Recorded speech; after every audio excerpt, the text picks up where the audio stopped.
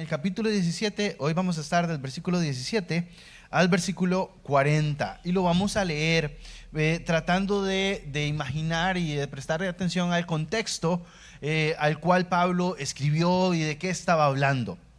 Como sabemos, como hemos visto en semanas anteriores, Pablo escribe a la gente de Corinto, a la iglesia en Corinto, una serie de respuestas a preguntas puntuales que ellos les plantearon.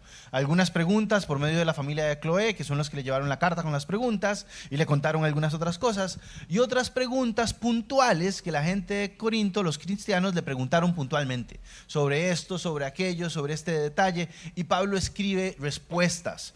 Y eso es lo que tenemos en la carta. Ahora, en este texto, en esta porción que vamos a leer, le preguntan por cosas que muy poquito tienen que ver con nosotros hoy.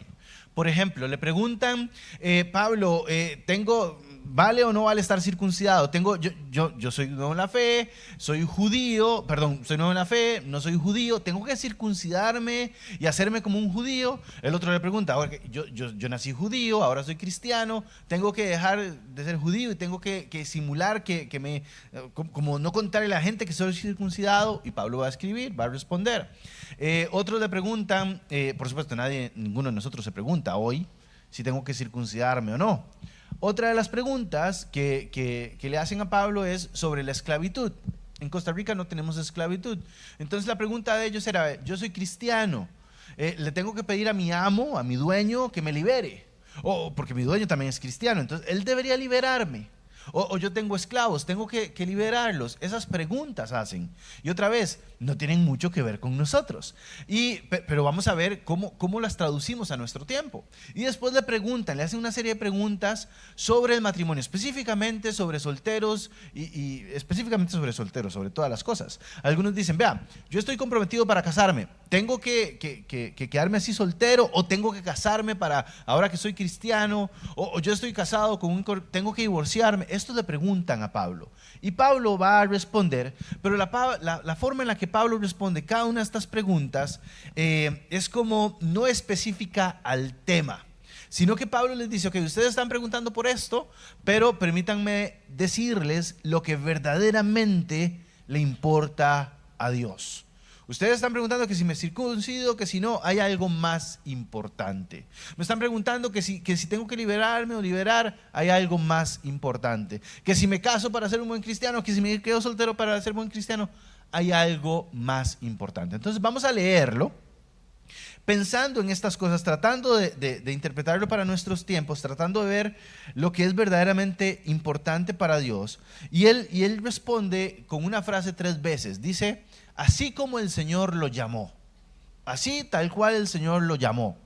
Piense en ese sentido. Así como el Señor lo llamó. Y respecto a esto, el Señor nos llama a ser papá, a ser esposo, a ser mamá, a ser un hermano, a ser hijo, a ser suegro tal vez o yerno.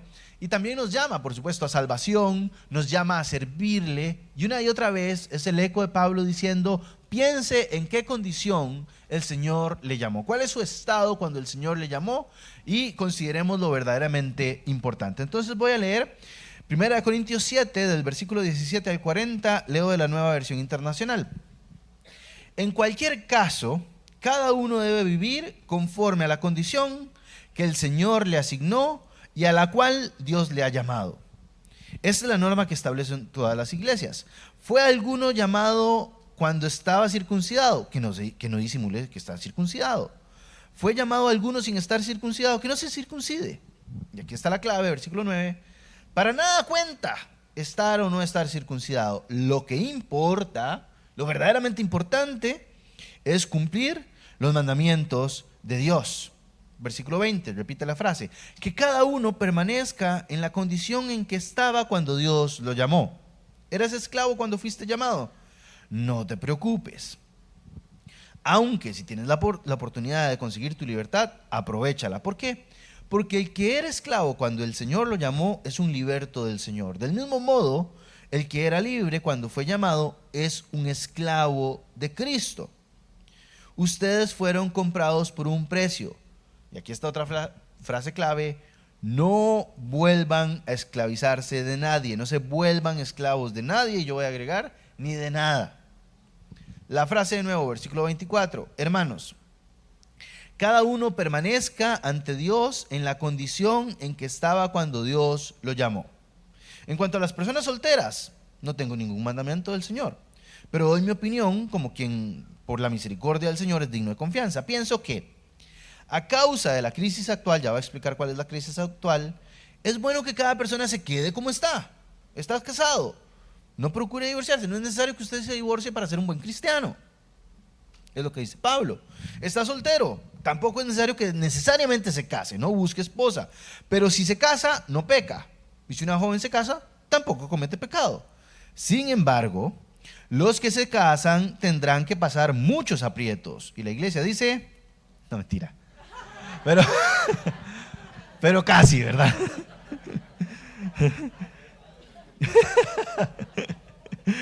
Pero sí, es cierto, Pablo sabe. Él ha visto a sus amigos. Y él dice, y yo quiero evitárselos.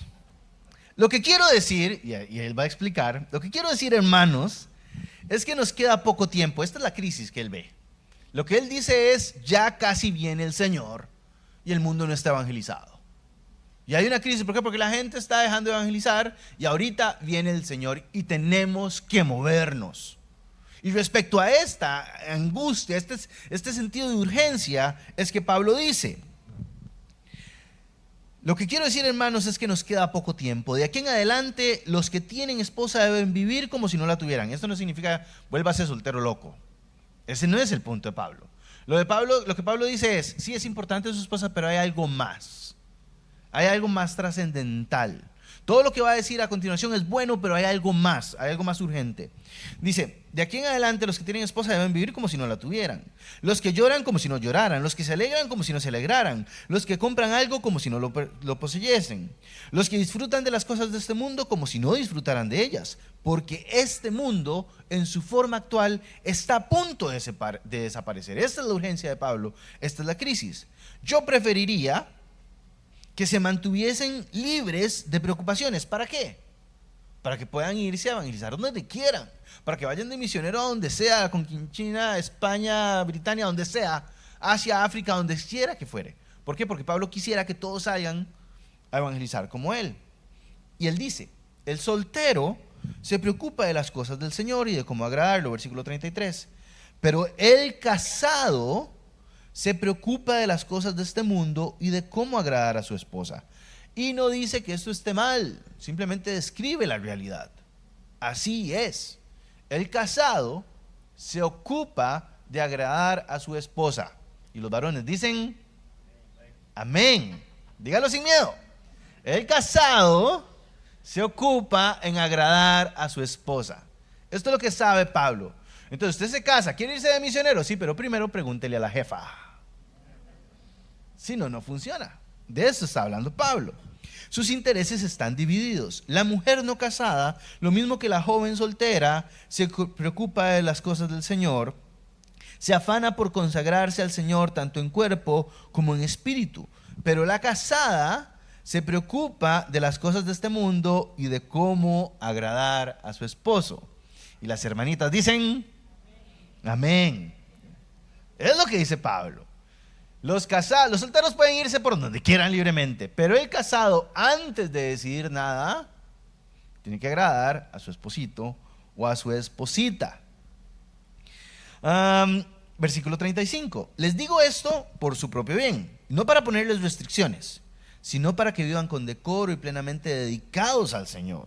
Si alguno piensa que no está tratando a su prometida como es debido, ahora habla la aplicación práctica del caso particular de algunas personas.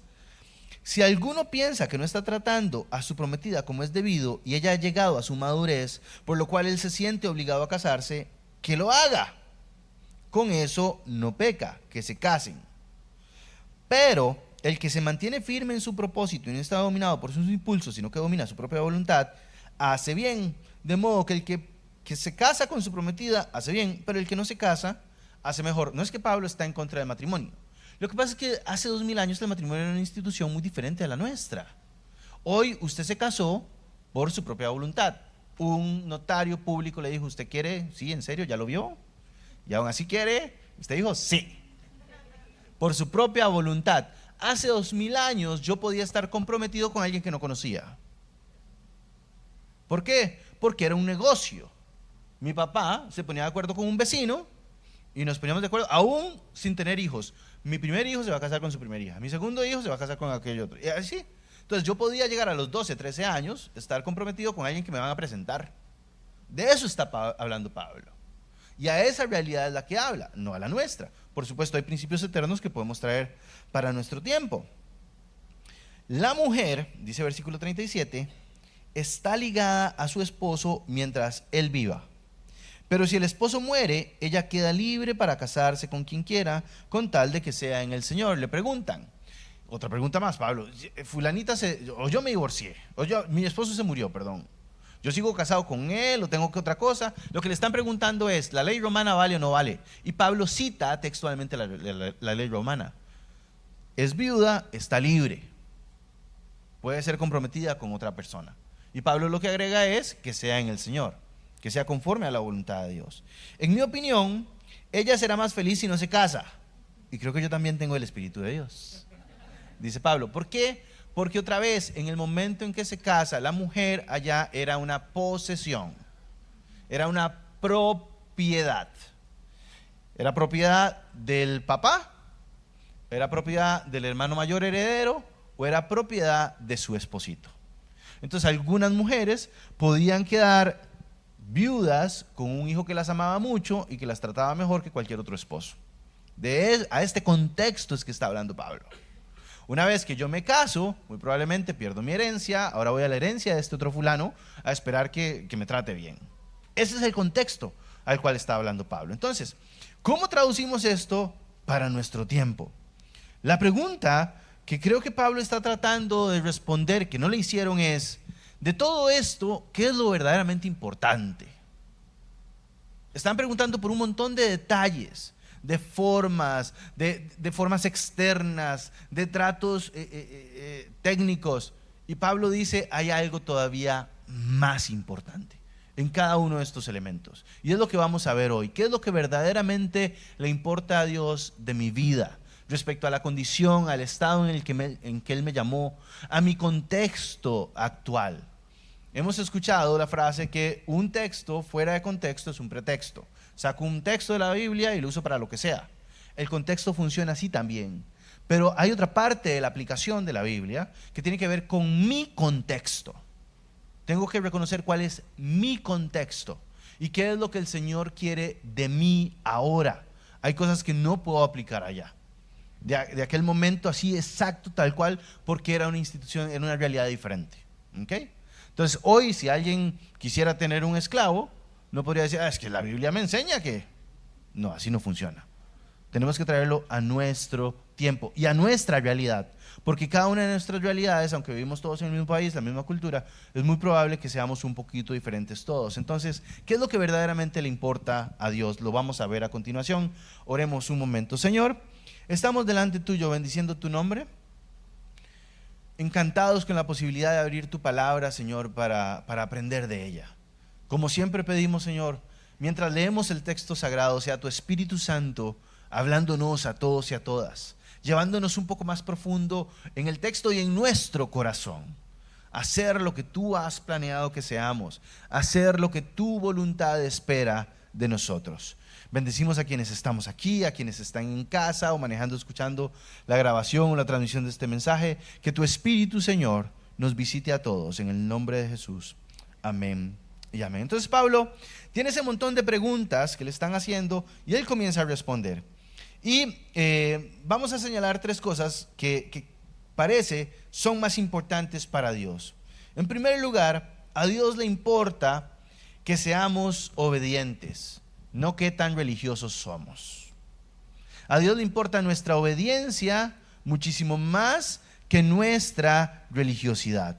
Pablo dice en el versículo 17, cada uno debe vivir conforme a la condición que el Señor le asignó y a la cual lo ha llamado. ¿Está circuncidado o no circuncidado? Versículo 19 dice, no importa. ¿Está circuncidado? No importa. ¿No se circuncidó? No se circuncide. Para nada cuenta. Y lo está diciendo un judío que era fariseo. Y dice, para nada cuenta, no importa, esa cosa no importa.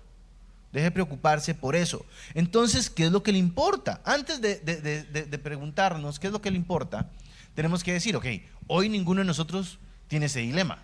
Nadie ni le pregunta a James, ¿para ser cristiano tengo que circuncidarme o no circuncidarme? Nadie le pregunta. Pero a lo mejor nos hagamos otras preguntas. Voy a mencionar algunas cosas de la experiencia sirviendo al Señor. Si usted está por primera vez en una iglesia, si esta es su iglesia, si usted conoció aquí al Señor, se ahorró un poco de nuestra rica tradición evangélica. Pero si usted viene de otra iglesia o ha pasado por otras, a lo mejor ha escuchado algunas de estas cosas, tal vez algunas más de las que quisiera haber escuchado. Pero voy a usar algunos ejemplos. ¿Qué es lo que no le importa tanto al Señor? En primer lugar, las normas religiosas. Nuestras normas religiosas, litúrgicas y de vida. ¿De qué estoy hablando?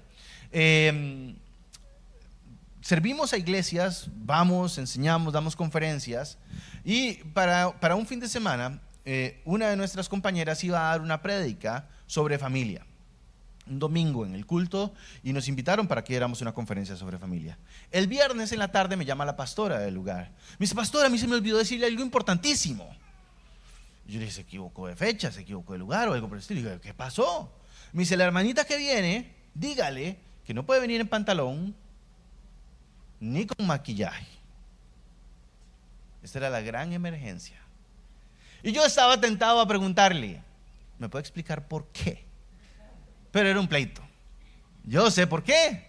Porque hay una norma religiosa, ellos piensan que eso es más importante. Que es más espiritual una mujer en pantalón, en enagua que llegue hasta los tobillos, que una mujer en pantalón. Y en minifalda está poseída. La espiritualidad está ahí afuera. Recuerdo en algún momento, siendo un chamaco insolente, ahora soy un roco insolente, pero siendo un chamaco insolente, mi pastor me llevó a predicar a otro país en una situación compleja, era un calor impresionante y me pusieron a predicar en una campaña evangelística en medio del calor. Y cuando yo iba a subir, él me agarró el pescuezo y me jaló. Y me dijo, tome, pongas esto. A mí se me olvidó. Y me puso, yo ya tenía la camisa manga larga, ¿verdad? Y me puse una corbata con aquel calor. Me dijo, aquí hay que predicar así. Entonces, como era bien insolente, ¿qué hice mientras predicaba? Me la quité. Pero no así como disimulando, no. Estaba hablando del Espíritu Santo y de amar a Dios con todo nuestro corazón y comencé a sacar la corbata y la agarré, la puse así y la dejé caer. Y dice, si usted cree que el Espíritu Santo estaba en la corbata, usted necesita el Espíritu Santo de verdad en su vida. Y volví a ver a mi pastor, estaba con la cabeza roja y el pastor a la par de la iglesia, viéndolo como diciendo, ¿en qué momento trae usted este hereje? Porque se pensaba esto. Entonces no podemos predicar en tenis, Dios guarde. Yo me vine con zapatos, pero me hubiera venido en Crocs o en Converse o en chanclas para hacerlo más complejo. Pero estamos acostumbrados, pensamos que esto es lo importante. Estaba en esta iglesia para dar un entrenamiento a los voluntarios de la iglesia. Yo era un pastor nuevo en esta iglesia, muy muchachito, como de 26 años, y organicé una reunión con todos los voluntarios de la iglesia, eran como 300. Y llegó el pastor que iba a dar uno de los temas en el seminario, y llegó en tenis, sin media y con pantaloneta. Y yo dije, pero ¿se le pasó? Y él pasó y habló y nadie se asustó. Yo era el nuevo en la iglesia. Yo decía, sí, mi religiosidad. Según yo, si hubiese venido con unos kaki, zapatitos, habría sido más espiritual. Nos importa más estas cosas. Perdone que me extienda acá. Otro ejemplo de nuestra religiosidad y de las cosas que pensamos que importan. Este señor se convirtió cuando en la iglesia comenzamos a transmitir las predicaciones en redes sociales y en YouTube. Que al inicio algunas personas decían, eso no es del Señor. Pero este señor, la hija, le comenzó a poner las prédicas y él se convirtió en la casa. No tenía movilidad, tenía que moverse solo en silla de ruedas, no salía de la casa por su condición médica. Y la gran discusión de algunas personas fue, ¿cómo lo vamos a bautizar? Y entonces a alguien se le ocurrió, no, lo traemos en la silla de ruedas y lo metemos con todo y silla de ruedas en la piscina. Y alguien dijo, no, no, no, ¿cómo se le ocurre? Vamos a la casa y lo bautizamos en aspersión. ¡Herejía! ¡Blasfemia! ¡Eso no se puede! ¿Por qué? Porque, y así hay denominaciones históricas de siglos peleadas por cosas que si a Pablo le preguntan, Pablo habría dicho, no importa, que se bautice como quiera, pero no importa. Más personal, durante algún tiempo estábamos sin podernos congregar como familia, y yo dije, yo quiero seguir viviendo la experiencia de fe con mi familia, y una de las experiencias que a mí más me convoca a la presencia de Dios es la Cena del Señor. Entonces comencé a celebrar la Cena del Señor en mi casa, con mis hijos y con mi esposa. Y tenemos nuestra sala y ponemos en el centro, compramos un pancito y compramos las copitas, shot de tequila, no mentira, unas copitas que parecen shots de tequila, pero no son, unas copitas, ¿verdad? Las compramos, compramos jugo de uva, un pancito bonito, una candela, una cruz. Felipe hizo una cruz de Lego para ponerla. Y ahí celebramos la Cena del Señor, un momento único, especial. Cada vez que lo hacemos es hermoso. Entonces estaba dando un curso recientemente, el año pasado, sobre cómo orar por nuestros hijos y conté la experiencia. ¿Y qué creen que pasó? Una persona que estaba ahí prácticamente estaba rasgando las vestiduras. ¿Cómo se le ocurre a usted celebrar la Cena del Señor en su casa? Bueno, tal vez usted porque es pastor, pero ¿cómo le va a enseñar al resto de la gente que puede hacer esto? Si eso no se puede hacer, tiene que ser en la iglesia, y los pecadores, y los que aquí, y cómo los divide y los saca. Y estamos peleados y haciendo énfasis en cosas que no son verdaderamente esenciales, importantes. Esto es nuestra religiosidad, pero hay otras cosas que nos parecen más importantes. Lo que alguien ha llamado teología de circunferencia. Creo que fue San Agustín el que dijo, en lo central caridad, en lo central unidad, en todo lo demás caridad. Lo que él decía es, tenemos que estar bien enfocados en el centro de la fe y todo lo demás como cada persona quiera. Pero peleamos por teología y por formas. Yo recuerdo que en el seminario los profesores nos ponían a debatir y nos dividían en grupos para que debatiéramos si la salvación se pierde o no se pierde. Mi conclusión siempre era la misma. Yo no sé si se pierde o no se pierde, pero yo ocupo que no se pierda.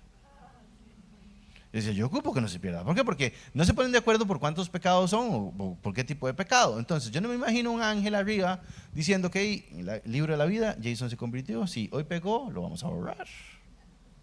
Pero mañana se arrepiente, lo volvemos a escribir.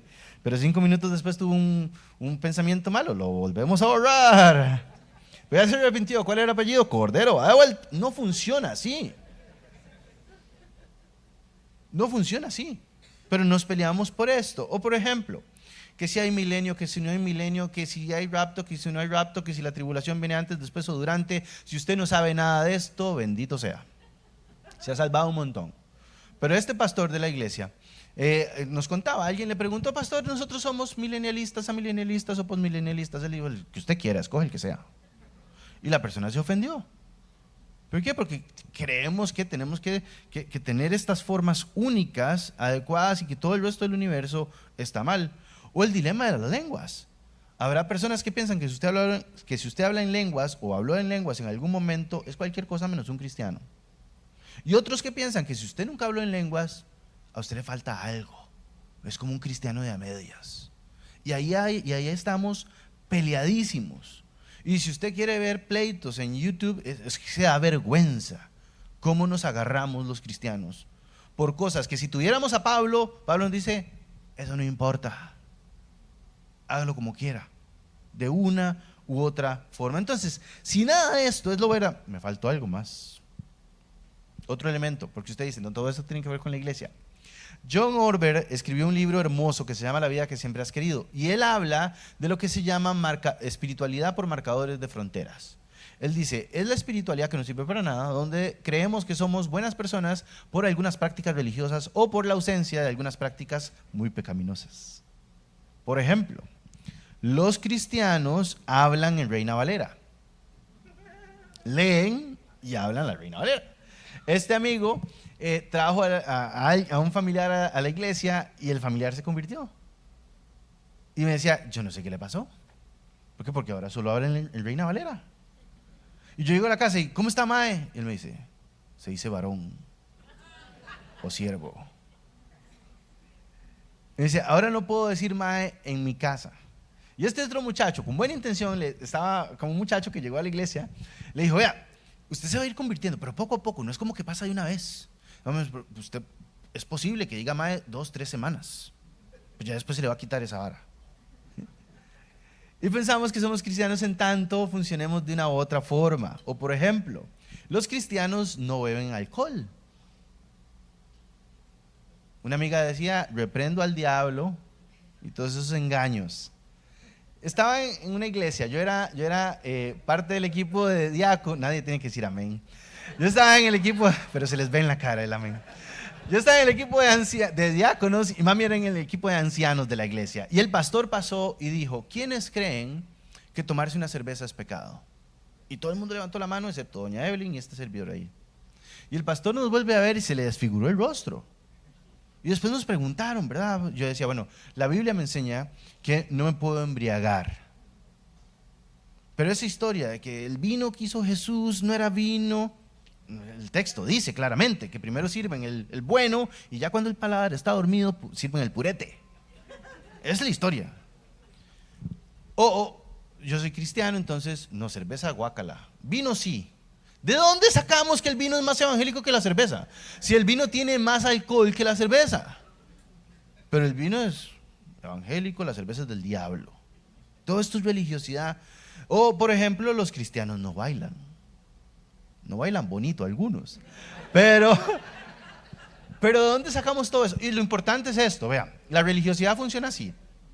Si usted se siente bailando, si usted se siente mal bailando reggaetón, yo creo que el Espíritu Santo está en usted. ¿Verdad? Si usted se siente mal bailando, no baila. No baila. Si usted se siente mal bailando, no baila. Pero eso no lo autoriza a pensar que el hermano que baila feo es más pecador que usted. O que usted está mejor que el otro. En ningún lugar se nos enseña esto. Y estas son las preguntas que le hacen a Pablo.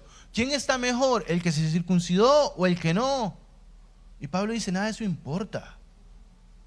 Deje de fijarse en la otra persona, que si lo hace así, que si no lo hace así, que en esa iglesia predican sin corbata y en la otra predican así, que allá la música y que... Deje de juzgar a todo el mundo. ¿Qué es lo que verdaderamente le importa a Pablo? Y a Dios. Pablo dice, para nada vale estar circuncidado o no estar circuncidado. Versículo 19, otra vez. Lo que importa es cumplir los mandatos de Dios. ¿Cuáles mandatos de Dios? Porque ellos están preguntando a Pablo, ¿cuál es el mandamiento? ¿Que me circuncide o que no? ¿Que baile o que no? ¿Que lo haga así o que no? Y Pablo, muy probablemente, tendrá en mente lo que él ha enseñado en sus cartas. Y voy a usar un ejemplo en Efesios capítulo 4, en adelante. Este tipo de mandamientos. En el versículo 25 de Efesios 4, dice, por lo tanto, dejando la mentira, cada uno hable a su prójimo con la verdad. Es decir, no sea mentiroso, no engañe. No diga mentiras ahí pasadas por verdad, sea honesto. Si se enoja, está bien, pero no peque. No grite, no insulte, no golpee. No deje el sol.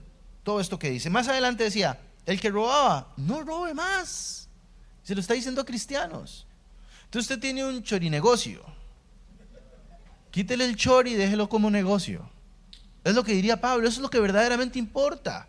Más adelante, ahí mismo en Efesios 5, dice, trabaje honradamente con las manos. Entonces usted está trabajando desde la casa y lo menos que hace es trabajar. Sea honrado, sea honesto. Que el cristiano en la empresa lo van a contratar, ¿por qué? Porque son los que más le ponen. Porque son los que tienen la mejor ética laboral. Porque no andan criticando a la gente, sino que saben, le puedo dar la llave del negocio y sé que nada de ahí se va a perder. De eso está hablando Pablo. Lo que verdaderamente le importa al Señor. Versículo 31. Abandonen toda amargura, ira, enojo, gritos, calumnias, la forma de malicia. Dejen de hacer esas cosas. Sea bondadoso, compasivo, ¿Cuándo fue la última vez que usted fue compasivo con alguien? ¿Cuándo fue la última vez que fuimos bondadosos con alguien? ¿Cuándo fue la última vez que nuestra caridad y nuestra bondad fue más allá del pobrecito del venezolano en la esquina?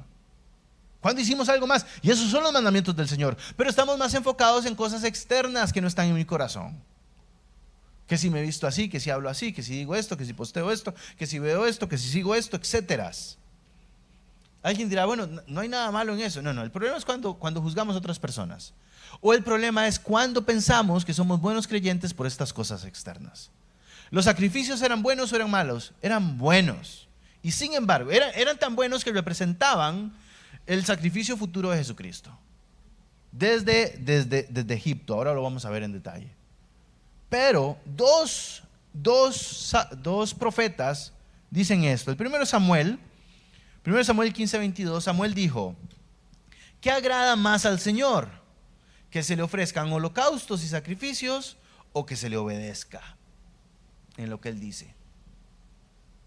¿Qué es más importante? ¿Que el corderito venga gordito y bueno y sin mancha, o que usted se porte bien como el Señor le pide? Y Oseas decía también, de parte del Señor: lo que pido de ustedes es misericordia y no sacrificios. Que es un muy bonito evangélico, maravilloso. Y usted quiere decirle a todo el mundo, varoncito y sierva, está bien, pero no critique al que le dice compa o mae. Porque eso no importa. Lo que importa es el estado de su corazón y que usted obedezca a la voluntad del Señor. ¿Qué más le importa a Dios? En segundo lugar, a Dios le importa que no seamos esclavos de nada, de nadie, solo de Él. Versículo 20. Una vez más, Pablo dice que cada uno permanezca en la condición en que estaba cuando Dios lo llamó. Esclavo o libre. Versículo 21 dice: no se preocupe, hay otras cosas más importantes. Si no me voy a ocupar de esto, entonces ¿de qué me ocupo? En lugar de preocuparnos. Versículo 22 y 23. Porque el que era esclavo como el Señor lo llamó, ahora es un liberto. Me voy a ocupar de mi libertad. Y del mismo modo, el que era libre fue llamado ahora es un esclavo de Cristo. Entonces voy a ocuparme de vivir mi libertad en Dios y de vivir como un esclavo de Dios. Libertad en Dios significa que no tengo por qué escuchar a nadie más. Y ser un esclavo de Dios significa que solamente lo voy a escuchar a Él, su voluntad, su palabra. Versículo 23. Si se quiere preocupar de algo, preocúpese de no esclavizarse de nadie. Ustedes fueron comprados por un precio.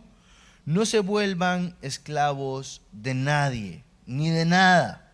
¿De qué estoy hablando? Hace casi 20 años, Willow Creek Association hizo una investigación de crecimiento espiritual.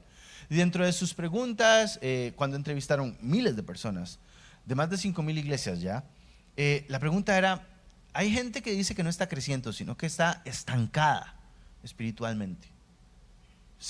Le preguntamos cómo va y dice: yo me siento estancado. Y a la gran mayoría de personas le preguntaron qué es lo que está pasando en su vida, para tratar de encontrar qué es lo que lo tenía estancado. Y señalaron 4 cosas. Número 1, obviamente, no priorizar su crecimiento espiritual. Si alguien no prioriza su crecimiento espiritual, pues va a ser difícil que crezca. No oro, no leo la Biblia, no me congrego, no sirvo, no tengo tiempos de intimidad con Dios, nada, es imposible que crezca, va a estar estancado. Otra razón que encontraron es el pecado y la tentación que la gente cree nunca voy a superar. Entonces, este pecado es insuperable, aquí me quedé, nunca más. Y personas que se sienten muy mal porque han estado luchando con algo y piensan que ahí se quedaron. Entonces, la mente, Satanás, literalmente les susurra al oído diciendo: eso no lo va a superar nunca, ni lo intente. Y después señalaron 2 cosas más que son esclavitud. La primera es las adicciones. Una esclavitud a una sustancia, a una práctica o a un vínculo. Me esclavizo a una sustancia, a una práctica o a un vínculo. ¿Y qué es una esclavitud? ¿Qué es la adicción? La adicción es un comportamiento compulsivo que pienso que no tengo capacidad de dejar de hacer, que sé que me lastima y aún así siento que lo tengo que seguir haciendo. ¿Y por qué? Porque me da algún beneficio. Entonces consumo algún tipo de sustancia. ¿Por qué? Porque me saca de mi realidad un ratito. Consumo pornografía, ¿por qué? Porque me alivia un ratito. Y me mantengo enfocado en la otra persona, en qué está haciendo, dónde está, dónde fue, que me insulta, pero no importa, yo la amo. Y sigo ahí pegado a esa relación dañina, literalmente, de adicción, lo que se llama codependencia, porque pienso que no puedo dejarlo. Y me convierto, soy cristiano, soy libre en el Señor, pero me esclavizo a este tipo de comportamientos. Y el otro tipo de esclavitud que señalaron son los traumas o asuntos emocionales no resueltos. Y esto es esclavitud al pasado, al dolor o al resentimiento. Es posible que la persona que me lastimó inclusive ya haya muerto, pero yo sigo amarrado a lo que esa persona me hizo. O alguien me traicionó y yo me quedo amarrado a esa circunstancia. La buena noticia es que sí, se puede liberar, sí, puede caminar con base en la libertad que tiene en el Señor. Y si tiene que trabajar algo, busca ayuda. Si usted dice, caramba, sí, yo soy libre en el Señor, pero reconozco que he estado amarrado a esta situación, que sigo amarrado a esta novia que me dejó hace 7 años y sigo estoqueando ahí qué hace y qué no hace, estoy esclavizado. O estoy esclavizado a pensar y controlar a mi hijo, que tiene 28 años o 30 años. Y yo quiero saber cómo hizo esto. Y es que la esposa es mala persona. Y yo tengo que saber cómo crían al hijo. Y tengo que meterme ahí porque Dios guarde ellos cómo van a criar a mi nieto. Entonces tengo que meterme y me esclavizo a enfocarme en algo que no es mío. O por supuesto una sustancia y cualquier comportamiento. Y si es algo de mi pasado, lo hemos dicho en otras ocasiones, la Biblia nos invita a caminar para adelante y en algunas ocasiones podemos ver para el pasado, como decía Pablo, para aprender o para arrepentirme o para perdonar si es necesario. Los judíos volvían a ver su pasado y cantaban en los salmos sobre la esclavitud en Egipto no para llorar, sino para celebrar la forma en la que el Señor les había sacado adelante.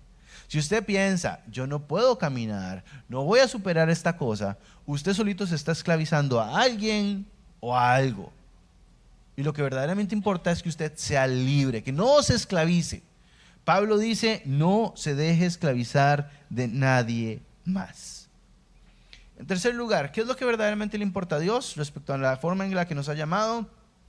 A Dios le importa que prioricemos según nuestra condición. En el versículo 24, Él vuelve a decir, cada uno permanezca ante Dios en la condición que estaba cuando Dios lo llamó.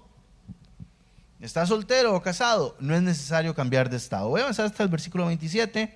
¿Estás casado? No preocupes divorciarte. ¿Estás soltero? No busques esposa. No es necesario cambiar. Pastor, es que tengo que hacer esto para ser acepto delante de Dios. No es necesario. Entonces, ¿qué es lo necesario? Lo necesario, voy al versículo 32, 33 y 32, 33. Yo preferiría que estuvieran libres de preocupaciones. El soltero se preocupa de las cosas del Señor y de cómo agradarlo, pero el casado se preocupa de las cosas de este mundo y de cómo agradar a su esposa. Sus intereses están divididos. Y Pablo no dice que está mal que el casado se preocupe de su esposa. Lo que está diciendo es, parece que hay una prioridad. Lo más importante de todo es que Dios viene pronto. Por eso dice, piense por encima de todas las otras cosas que están en el versículo 29 al 30, piense en que el Señor viene pronto. Es decir, y viene pronto, ya sea porque Él viene o porque usted va con Él. De tal forma que podría ser que mañana nos encontremos con el Señor. Y usted tiene que vivir pensando en esto. Somos de Dios y tarde o temprano me voy a presentar delante de Él. Tengo que vivir como si ya estuviese en la eternidad. Ok, pero todavía estoy aquí. Mientras estoy aquí, vivo pensando en que voy para el Señor y vivo pensando en mi realidad, en cómo soy yo. Y el orden de prioridad que parece haber en el texto es primero Dios sobre todas las cosas, después mi esposa o mi esposo, lo que llamamos familia, y después cualquier otra cosa, servicio, ministerio, trabajo, lo que sea, en ese orden. ¿Por qué en este orden? Hay tres cosas que el Señor llama que somos uno. Bueno, hay dos que dice son uno y hay una que pide que seamos uno. Uno es Dios, Padre, Hijo y Espíritu Santo. Uno es esposo y esposa, son un solo ser. Y uno pide que seamos los hijos de Dios. En Juan 17. Estas tres cosas, en ese orden, en esta forma. Entonces, ¿qué es lo que pide Dios? Que usted ubique su prioridad correcta. ¿Qué es una prioridad? Compromiso. ¿Qué es esto? Es aquello a lo que usted le dedica más intención, energía, pensamiento, tiempo y dinero. Aquello donde está su prioridad. Lo hemos hecho en algunas conferencias de matrimonios porque me encanta hacer el ejercicio. Lo hago más con hombres, pero lo podemos hacer hoy. Usted puede hacer una lista de cuáles son las cosas más importantes en su vida. ¿Cuáles son las 5 cosas más importantes? ¿Ya la pensó? Y ahora piense a cuáles son las cosas a las que más le dedica pensamiento, energía, tiempo, dinero, y compare las 2 listas. La segunda lista son sus prioridades reales. La primera es un deseo. Me gustaría que así fuese. Pero yo digo que Dios es mi prioridad. Pero a lo mejor no está ni siquiera en el puesto 10 de tiempo, energía, pensamiento, dinero, dedicación y otras cosas más. Mi esposa es prioridad, sí, pero me importan miles de cosas más. En consejería cualquier cantidad de personas atendidas, ¿por qué? Porque a él le importa más otra cosa que esto y esto y esto. O a ella le importa más otra que esto y esto y esto.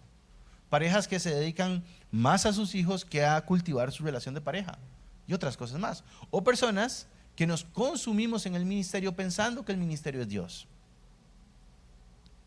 Pero Pablo no le dijo a los solteros, vea, o a los casados, vea, si el Señor lo llama, olvídese de su familia, déjela ahí tirada y se va para la India a evangelizar. A Pablo le encantaría que usted vaya a evangelizar a la familia, a donde sea. Pero antes de hacerlo eso, por eso dice que se queden solteros. Porque si usted está casado, primero le pregunta a su jefa o a su jefe. Y caminamos juntos. ¿Algunas recomendaciones para terminar? Entonces, ¿qué hago con todo esto? Bueno, en primer lugar, reconozca su propio contexto, su condición, su estado, su historia. ¿Quién es usted? ¿De dónde salió? Pablo es lo va a aplicar después del versículo 36 en adelante. Dice, ok, si usted piensa así, si esta es su situación, si esta es la otra, piensa en su propio contexto. ¿Cuál es su propia realidad? Y tráigala delante de la palabra de Dios. Su corazón, su espíritu, lo que usted es, lo que el Señor ha hablado a su vida. Número 2, actúe como corresponde en cada caso. No sea otra persona, sea quien Dios le hizo y le formó. No trate de hacerlo como otra persona. Dios tiene un trato especial con cada uno. Y finalmente, tome decisiones maduras y trascendentes. Decisiones que honren a Dios, que sean cultivar la eternidad, pero también decisiones de acá, de este tiempo, que honren a su familia y que sean honrosas también para usted mismo. Decisiones que usted dice, yo puedo dar la cara a quien sea a partir de esta decisión que tomé y puedo presentarme delante de Dios y decirle, Señor, a lo mejor me equivoqué, pero creo que fue la mejor decisión que pude hacer con mi entendimiento y otras cosas, entendiendo mi contexto.